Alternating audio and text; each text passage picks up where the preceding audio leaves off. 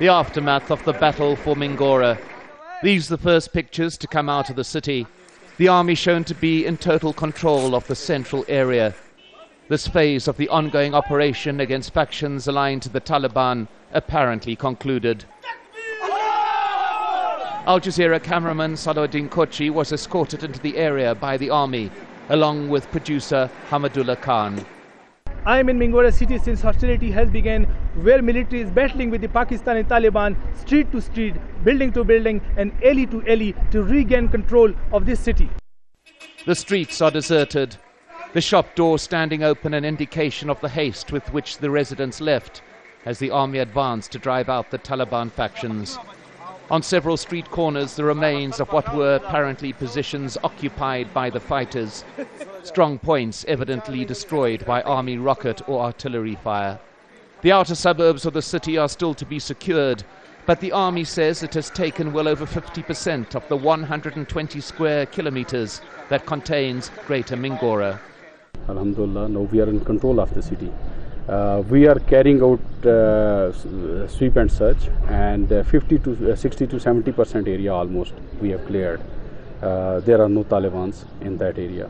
Rest of the area will try to do it as early as possible, so that those people who have left their houses, they have gone out, they should come back as soon as possible. It's still not clear how many civilians were trapped in Mingora. It is known that well over 300,000 people fled from the city at the beginning of the offensive in the Swat Valley. My father is old and sick and cannot move, says Bakhtijan, and that is why I had to stay in Swat. The army is flying in basic supplies, an emergency food distribution point set up at its base of operations in the city. There's been a curfew here for 3 weeks and we've really suffered, says Ikram. There is just not enough food.